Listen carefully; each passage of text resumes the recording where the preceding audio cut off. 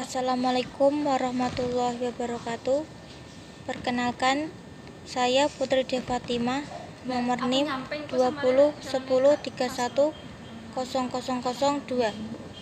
Saya dari kelompok 2 akan mempresentasikan tentang strategi pembelajaran berorientasi standar proses. Strategi pembelajaran merupakan rencana tindakan atau rangkaian kegiatan termasuk metode strategi pembelajaran disusun untuk mencapai tujuan tertentu. Metode digunakan untuk merealisasi rencana yang telah ditetapkan. Istilah lain yang memiliki kemiripan dengan strategi adalah pendekatan atau approach. Pendekatan dapat diartikan sebagai titik tolak atau sudut pandang kita terhadap proses pembelajaran. Pendekatan merujuk pada pandangan tentang terjadinya suatu proses yang sifatnya masih sangat umum. Oleh karena itu, strategi atau metode pembelajaran dapat bersumber pada pendekatan.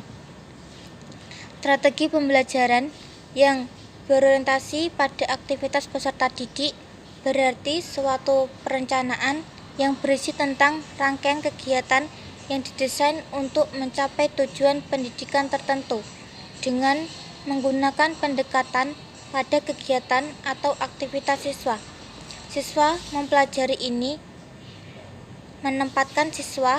sistem pembelajaran ini menempatkan siswa sebagai subjek belajar. Artinya, pembelajaran ditekankan atau berorientasi pada aktivitas siswa. Tujuan pembelajaran yang berorientasi pada peserta didik.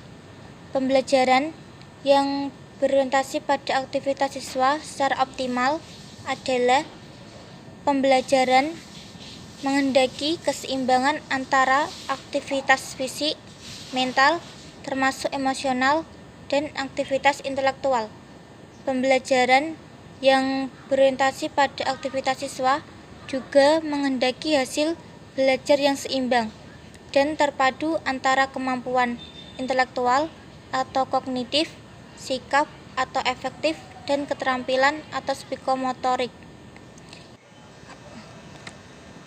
Intelektual atau kognitif adalah suatu kemampuan yang dimiliki individu di mana kemampuan ini berkaitan dengan segala bentuk kegiatan mental atau otak. Kemampuan kognitif berguna untuk mengembangkan manusia dalam berpikir secara rasional. Contoh kegiatan atau aktivitas yang membutuhkan kemampuan kognitif adalah belajar. Efektif adalah ranah yang berkaitan dengan sikap dan nilai. Ranah efektif mencakup watak perilaku seperti perasaan, minat, sikap, emosi, dan nilai. Beberapa pakar mengatakan bahwa sikap seseorang dapat diramalkan perubahannya bila seseorang telah memiliki kekuasaan kognitif tingkat tinggi.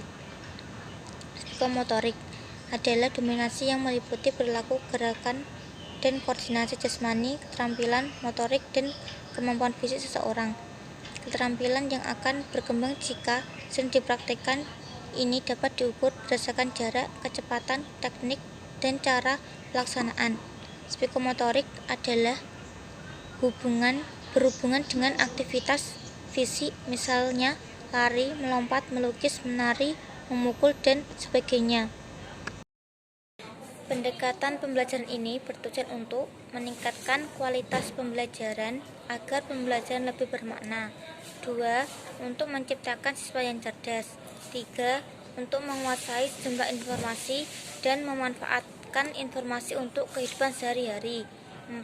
Untuk menciptakan sistem yang tidak hanya berbudi luhur, tetapi takwa dan memiliki keterampilan.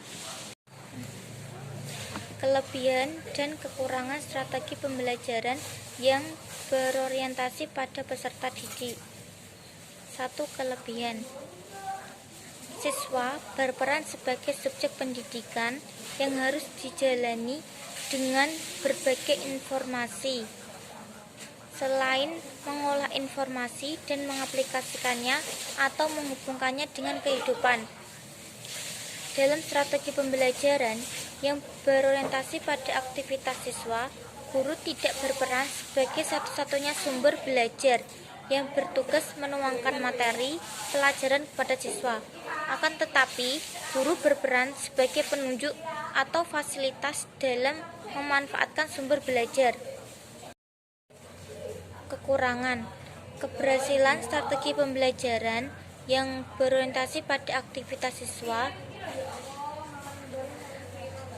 sangat tergantung pada apa yang dimiliki guru, seperti kemampuan guru, sikap profesionalitas guru, latar belakang dan pendidikan, dan pengalaman mengajar guru.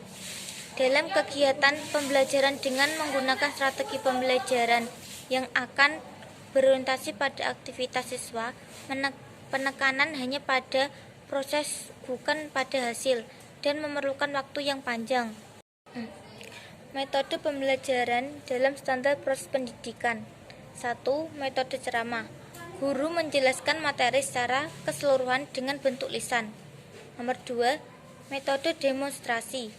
Guru menjelaskan secara lisan, namun lebih dominan pada memperagakan atau menunjukkan suatu proses. 3. Metode diskusi. Pembelajaran yang menghadapkan siswa pada dua permasalahan guna memecahkan suatu masalah. 4. Metode simulasi. Penyajian pembelajaran dengan menggunakan situasi tiruan untuk memahami tentang konsep, prinsip, dan juga keterampilan tertentu. Demikian presentasi dari saya. Wassalamualaikum warahmatullahi wabarakatuh.